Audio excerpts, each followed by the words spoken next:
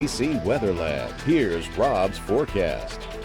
Welcome back. Well, fall officially begins in about 13 days, but not much of a change in our weather pattern foreseen through that time, but maybe a front around that time. We'll keep our fingers crossed, but it's not going to be a real cool front. Meanwhile, tropics heating up and our weather stays hot with the chance of storms tomorrow and fewer storms and more sunshine and more heat for Thursday and Friday. So let's get into it. Start off with the water vapor imagery, one of my favorites because you can really see the upper level patterns, and we're showing you the upper level winds as well. And we have this upper level low here by Texas, South Texas. It's kind of getting pinched off and getting weaker, but this in concert with high pressure off to the east has been shuttling that Gulf of Mexico moisture, but the atmosphere not too unstable, so just the typical 20-30% chance of afternoon storms. That's what we're going to see again tomorrow. This low dissipates as we head into Thursday, and this high pressure moves in, so that means more sunshine, fewer showers, and hotter temperatures as we finish out the week. Then it gets a little bit more interesting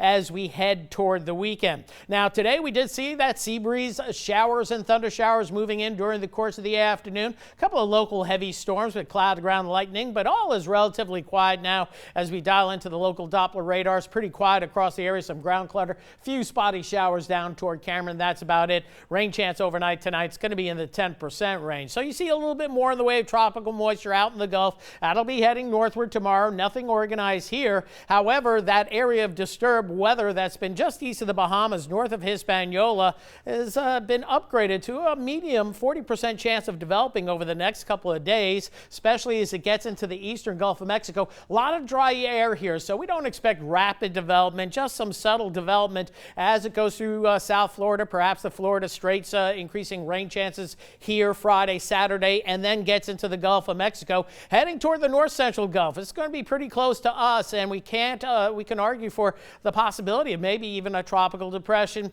Very slim chance of a tropical storm, but we'll get to that in just a bit. Elsewhere out in the tropics, we got another tropical wave. This one's going to fizzle out with time. We won't pay attention to that too much. And then another one that's come off the African coast that looks to get going down the line, beginning to develop in the mid-tropical Atlantic. Again, low chances right now, but we think the chance of development will be increasing as we get beyond the, say, 5 to 7 day time period. And we'll show you the models in just a bit. So we'll get to that in a bit. First off, here's the moisture with that tropical disturbance that's going to be crossing over Florida. This is this weekend. Notice here in Acadiana, Lafayette, we're still looking on the drier side. So we're going to hold off on the rain chances, bumping up the rain chances till Sunday as that moisture works its way northward. And there's going to be a broad upper level low in the mix as well. So that's why we don't think we're going to see anything too terribly organized. But notice we're going to see that deep tropical moisture in here, especially by Monday. So rain chances going up Sunday, Monday, and staying up for Tuesday. Then they go down.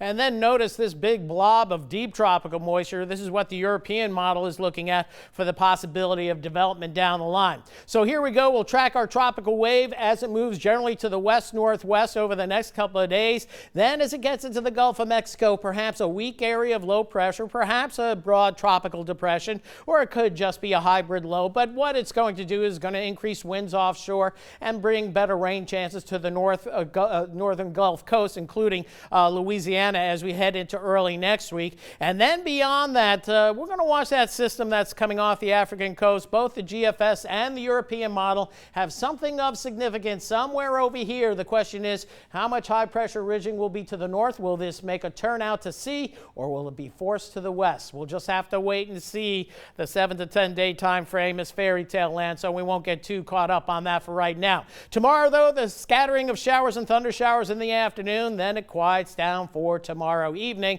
And once again, the heat indices up there in the low 100s tomorrow, and we'll do the same again as we head into Thursday and Friday. Quiet night ahead, 74 for your low. Then tomorrow, 93 the high as the heat and the beat goes on the summer heat. Scattered storms at 30%, and then rain chances down to 10% Thursday, Friday. Temperatures back into the mid-90s as we go into the weekend, but then better rain chances arrive, and that will bring our temperatures down into the upper 80s. All right, thanks, Rob.